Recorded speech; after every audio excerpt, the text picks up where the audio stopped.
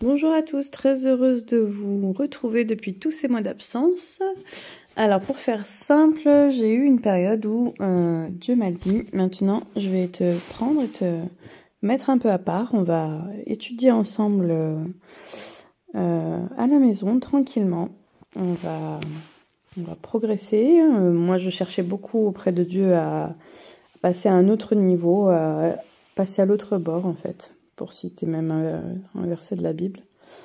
Et en fait, c'est ce qu'il a fait face à ma demande. En fait, il a complètement répondu.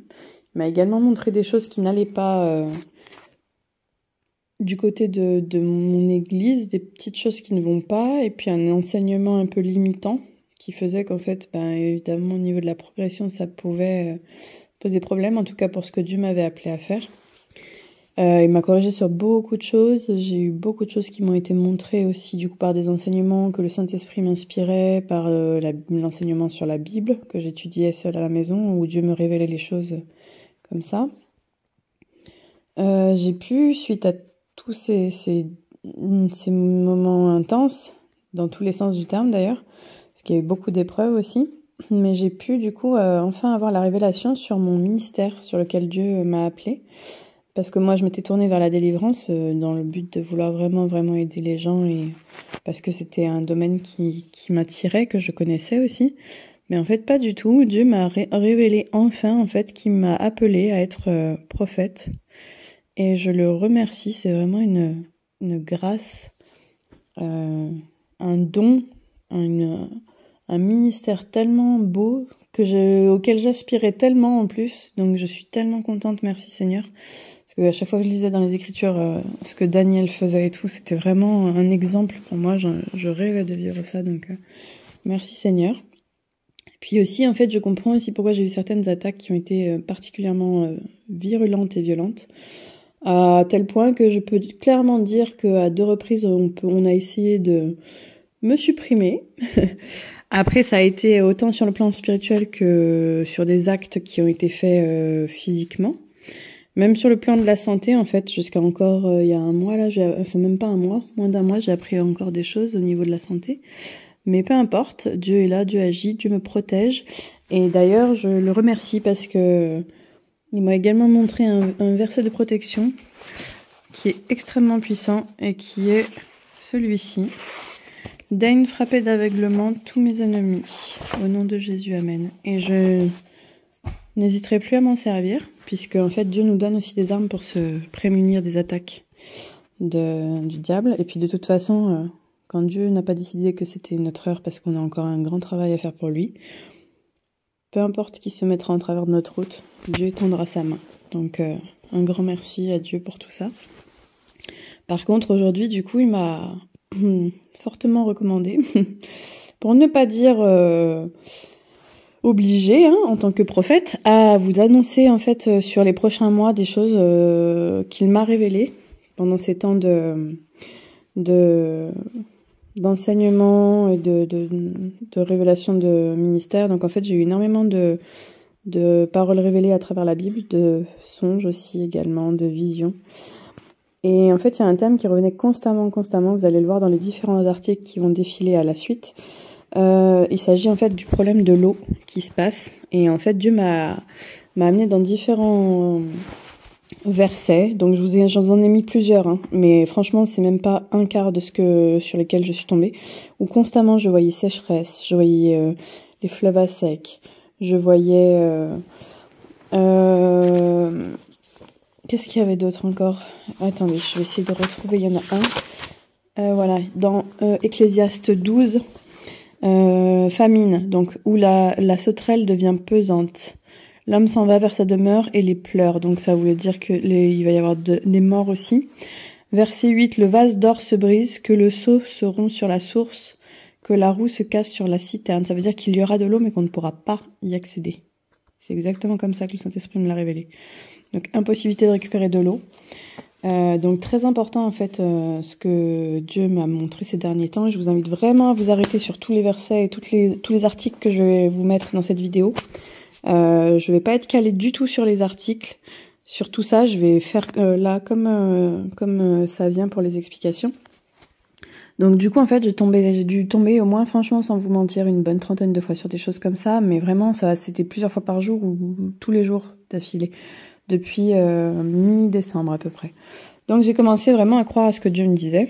J'ai dit, mais Seigneur, quand est-ce que ces choses vont arriver, quoi? Parce que tu me dis pénurie d'eau, et puis comment je vais pouvoir annoncer ça?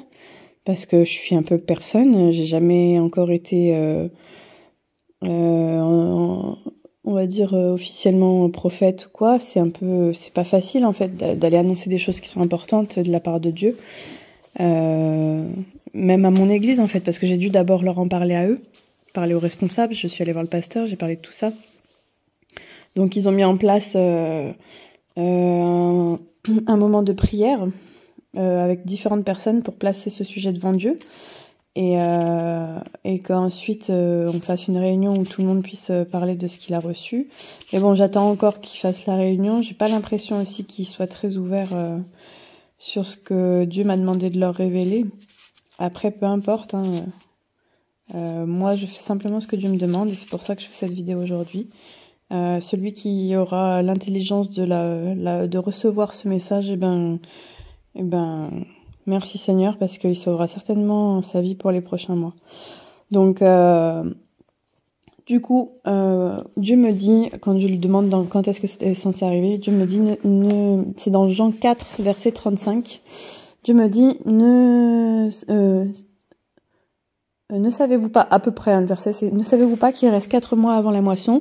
Levez la tête et regardez, les champs sont déjà blancs. Les champs blanchissent déjà. » Donc en fait, on a été fin décembre, début janvier quand j'ai eu cette réponse. Donc ça veut dire que les problèmes ont réellement commencé pour mai à peu près. Donc moi, depuis fin décembre, je commence déjà à faire des réserves d'eau. Hein. Je vais pas attendre que les prix des packs soient x5, x10, voire même qu'il n'y en ait plus du tout. Parce qu'en fait, il y a un double problème qui se passe. Parce que le Dieu m'a envoyé dans Apocalypse 3, la trompette numéro 3. Donc c'est Apocalypse, je sais plus lequel, mais en tout cas c'est la trompette numéro 3. Où Dieu parle de l'eau qui va être empoisonnée en fait. Il va y avoir ce fait va s'appeler de l'absinthe et que l'eau va être empoisonnée sur un tiers de la terre. Donc la France en fait entièrement partie, hein, mais dans sa totalité. J'y croyais pas trop et je me disais bon, à la limite, Dieu, je te fais confiance, mais alors comment ça va se produire? Ça va être quoi, une usine chimique qui va déverser quelque chose? Comment ça va se passer et tout? Et en fait non, pas du tout. Alors moi, le 1er janvier, j'ai parlé à ma soeur du problème de pénurie d'eau, qu'il fallait faire des réserves. J'en ai parlé à mes proches, en fait. Ils me croyaient pas trop. Sauf que il y a quelques jours, là, ma soeur a commencé à m'envoyer un article que son patron lui a envoyé, alors qu'il n'est pas au courant de cette prophétie que j'ai reçue et du fait que je commence à les alerter début janvier. Où en fait, il lui envoie un arrêté qui est passé le 9 février, là, 2023, qui marque un état de restriction pour toutes les Bouches-du-Rhône. Donc elle en fait partie, elle. Moi non, mais je sais que en tout cas je suis allée faire des recherches du coup après, mais on est déjà en état d'alerte aussi pour nous. Certains, vous verrez sur les cartes que je vous ai mis les articles, hein. Certains endroits sont en état de vigilance, d'autres en état d'alerte, et d'autres on est déjà au niveau un petit peu plus au-dessus. Donc déjà ça. Et ensuite, après, je suis allée un peu chercher partout pour voir un peu les problèmes d'eau.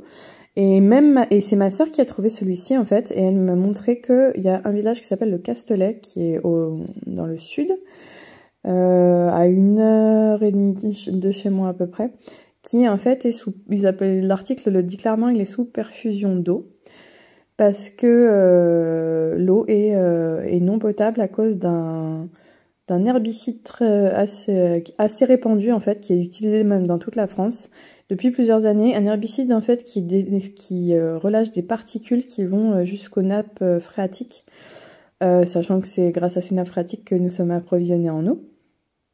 Donc en fait, Dieu avait complètement raison en m'envoyant sur la trompette numéro 3 par rapport à l'eau empoisonnée et qu'un tiers des hommes allaient mourir. Donc, mais pour le moment, on n'en parle pas trop en France. Il y a que quelques endroits qui commencent à se réveiller. Et d'ailleurs, le problème a déjà été soulevé en 2021, du côté de l'Isère ou de l'Ain, je sais plus. Je sais parce que ma mère m'en a parlé, elle m'a dit qu'elle était déjà au courant. Et c'est une région qu'elle connaît bien, elle a de la famille par là-bas. Mais du coup, on n'en a plus trop entendu parler. Donc moi, après, j'ai fait mes recherches pour comprendre. Et je me suis rendu compte que ce problème, en fait, se retrouvait en Bretagne, se retrouvait en Nouvelle-Aquitaine, Bordeaux et toute cette région-là. En fait, c'est déjà un problème qui avait été soulevé, là, il y a quelques temps, mais on n'en parle pas trop. J'ai fait plusieurs recherches, donc normalement, le seuil est censé être à 0,1 pour une tolérance pour ces particules dans l'eau. Ce qui fait qu'en fait, il y avait 75% des eaux en France qui étaient concernées, donc qui n'étaient plus potables. Et il y a un organisme en fait qui dénonce un peu toutes ces choses, qui a soulevé le problème qu'en fait les organismes qui sont officiellement responsables de mettre les niveaux de réglementation pour déterminer si l'eau est potable ou non en fait. Du coup en fait il y a un des organismes officiels qui a relevé le taux de 0,1 à 0,9. Donc il a autorisé x9 cette substance dans notre eau pour pouvoir faire passer les 75% d'eau non potable en eau potable.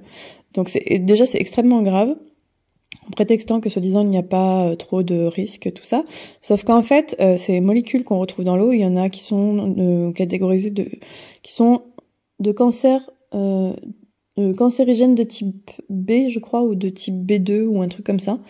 Donc je crois que c'est déjà assez grave. Enfin bref, il y a énormément d'articles. Vous n'avez juste qu'à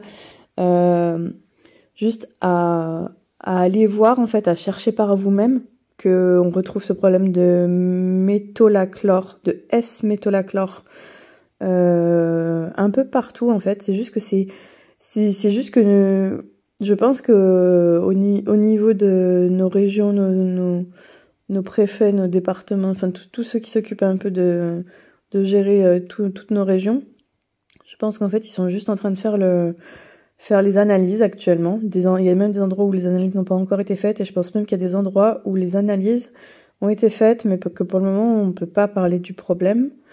Et ils attendront bien sûr qu'il y ait des graves conséquences, hein, parce que ça va entraîner des tumeurs, des cancers, des malformations en fait aussi chez les nouveau-nés. Donc, et ça fait déjà plusieurs années que cet herbicide circule, ces molécules circulent dans nos eaux potables. Et je comprenais pas pourquoi Dieu m'avait dit, quand j'ai commencé à faire mes résages, et j'ai dit, mais Seigneur, quand je dois commencer à arrêter de boire mon eau? Et en fait, il m'a dit, mais maintenant, en fait, c'est déjà maintenant, il faut arrêter. Parce que les substances chimiques par rapport à l'eau empoisonnée qui est censée arriver, ben, on allait le savoir après, une fois avoir bien consommé, évidemment. Donc Dieu me prévenait déjà maintenant. Donc j'ai commencé, moi, déjà à stopper l'eau du robinet, à boire de l'eau en bouteille, même pour la cuisson des pâtes, même pour tout. Légumes vapeur et toutes ces choses.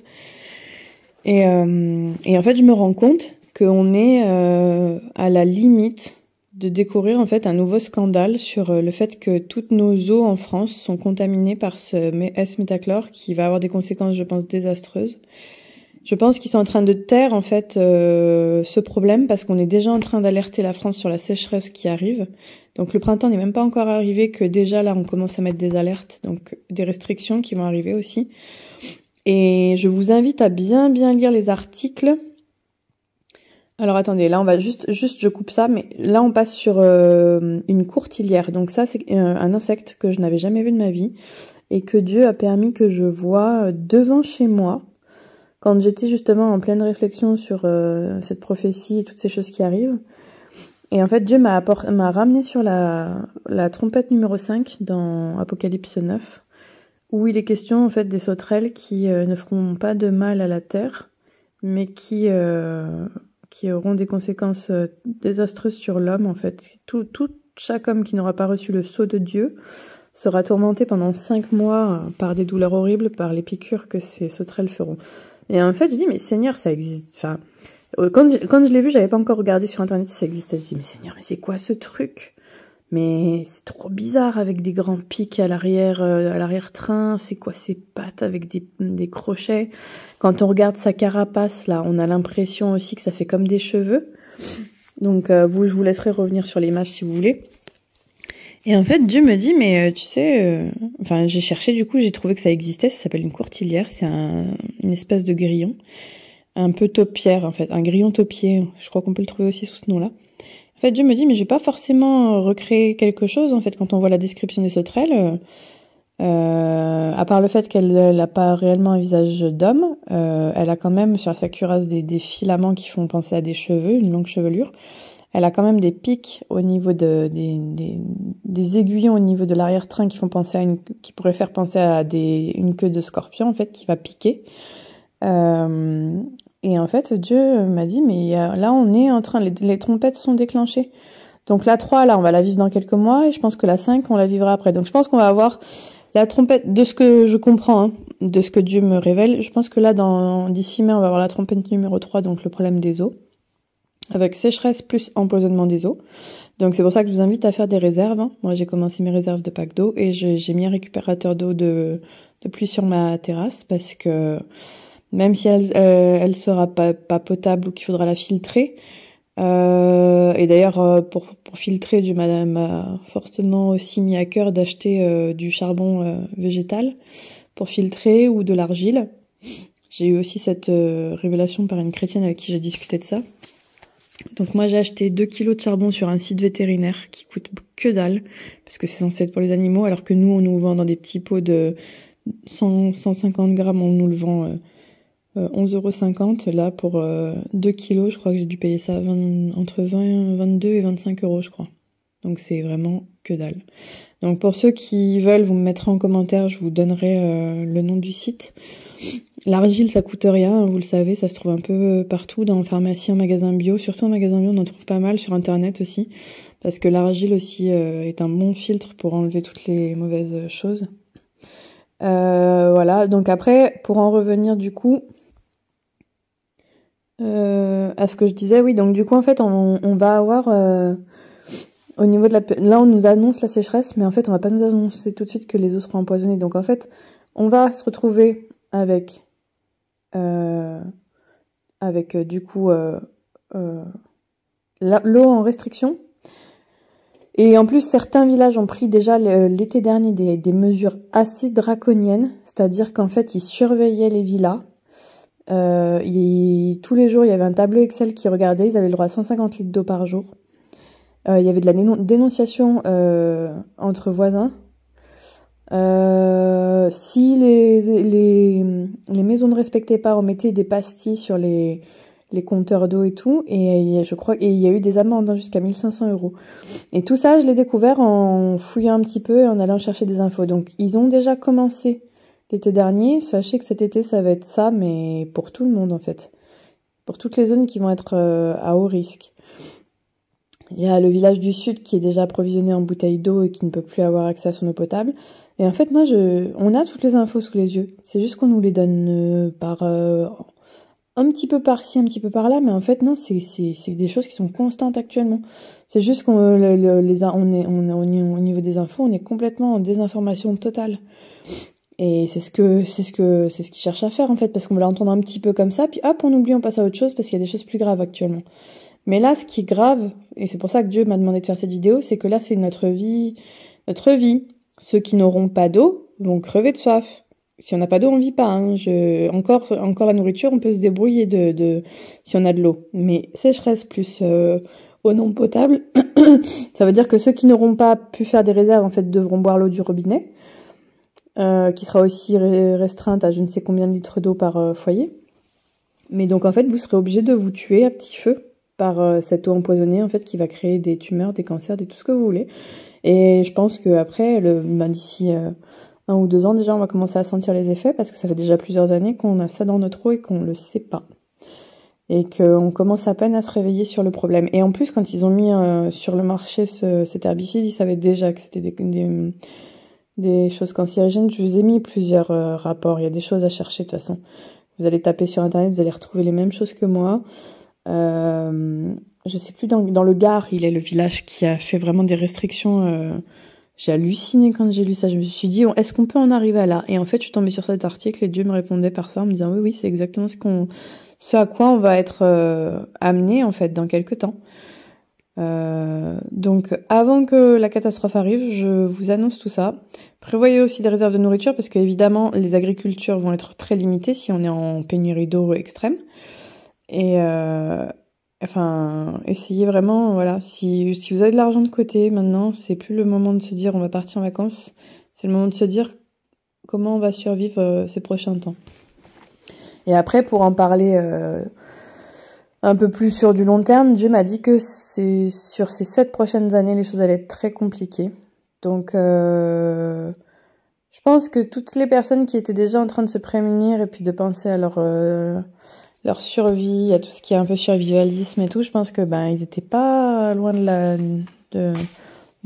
la vérité en fait. Même moi, en fait, j'ai toujours été attirée par mes vidéos un peu potager, trucs pour se nourrir soi-même, être un peu autonome en nourriture au moins pour la saison d'été. Et puis j'avais des poules, des cailles. Mais en fait, j'en ai plus là, mais je sais que je vais en reprendre dans quelques temps parce que quand tu auras plus de nourriture, je serai quand même bien contente d'avoir peut-être des cailles à manger ou des œufs. Et pourtant, c'est pas du tout mon truc de tuer des animaux, mais quand c'est la famine, je peux vous garantir que on mange ce qu'on peut et et on va pas se laisser crever de faim. Donc voilà. Écoutez, là, je pense que j'ai fait à peu près le tour. C'est vrai que c'est pas hyper calé, hyper nickel au niveau de la vidéo, mais en fait, je vous ai dit l'essentiel. Ce sont des choses qui vont vraiment arriver et il y a déjà des signes qui le montrent et des articles officiels sur Internet qui en parlent. Donc, vous avez juste à faire vos recherches. Moi, je vous ai mis plein d'exemples. Vous avez juste à revenir dessus et vous avez juste à les lire. Et vraiment, Dieu m'a montré que c'était des choses importantes actuellement. Et il me l'a montré je vous dis, au moins une 30aine de fois d'affilée. Pendant 1 mois et demi, je suis tombée que sur des choses comme ça, c'est pas pour rien. Donc moi, je vous ai laissé ce message. Faites-en ce que vous voulez, que Dieu puisse vous parler. Mettez ça devant Dieu, priez. Voyez ce que Dieu vous dit, ce qui vous vient à cœur. Et voilà, je vous souhaite à tous un bon courage et une bonne utilisation de ce message. Et que Dieu vous bénisse tous. Je prie vraiment pour tout le monde. Amen.